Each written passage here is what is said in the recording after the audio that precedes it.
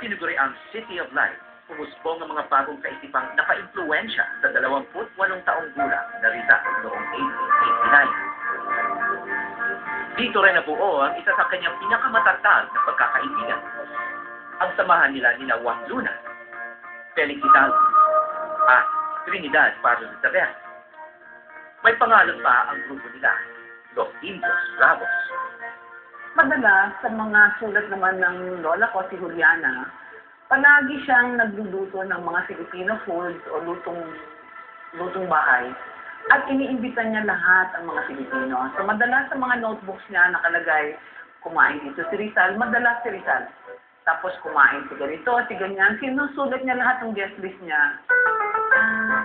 At kahit mahigit 100 taon na nakaraan, maraming na itago mga litratong patunay sa kanilang masayang samahan. Sa panahon na may tuturing na isang luho ang pagkuha ng litrato, maswerte ang pinatang Rizal na meron siyang mga kaibigang may kaya. 1, 2, 3, nagalaw, go! 1. Ayon ito kay Puro de la Cruz, isang direktor at photography enthusiast. Nagkataon talaga na nung dumating sila noong mga 1890, nandun yung ating mga ilustrados sa Paris at sa Europe. Yun yung parang pagsabong ng bagong technology na nasa pagitan na ng glass at plastic yun, na halos pwede mo nang dalhin ang camera kahit saan. Kaya dati puro mga studio or sa sala ng mga mayayaman. Mga mayayaman lang kasi ang nakakapagpakuha ng litrato, mga ilustrado. Lagyan mo yung ganyan yung camera na yan.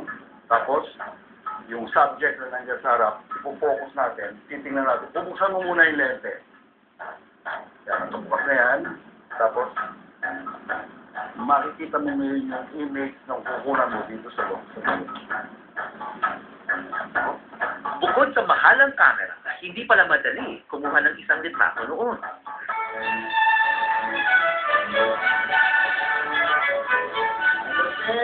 So, yung mga nagpo-post na mga subjects, no? Hindi sila pwedeng gumalaw. Sabi mo, bakit? Ang subject ay hindi pwedeng gumalaw dahil mabagal pa yung sensitivity, mababa ang sensitivity ng film. Kuminsan, kailangan mo ng 1 minute. Kaya, pag gumalaw ka, mag-blur yun. Kaya ang problema doon sa mga litrato nila, although masaya at picnic yung mga yan, mukhang lahat tense.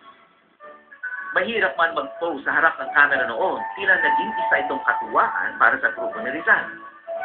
May litrato silang kunyaring lasing ng barkada. At meron pa silang mga litratong naka-costume bilang modelo sa mga obra ni Juan Luna.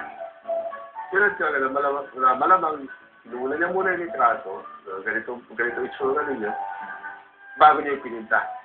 Doon mo nakikita siguro yung pagiging malapit na magkakaibigan eh. Doon uy, ano ka naman dito, para sa mo, hindi sa babae ka, sinula, lagyan ka lang pa, sila niya mo. Ito si Nelly Busted. Bawat litrato may natatanging kwento. Lalo na ang litratong ito sa bahay ng mga Pardo de Tavera sa Paris.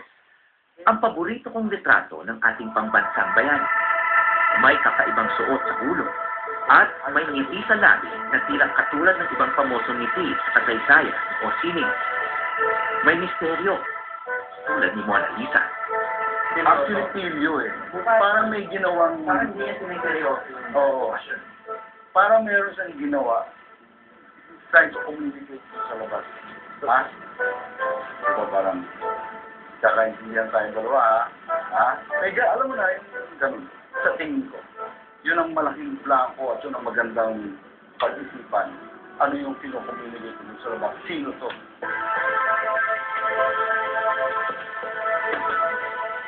One, two. Sa panahong hindi pa raw usong ngiti sa mga litrato, ano kaya ang dahilan sa likod ng ngiti ni Rizal?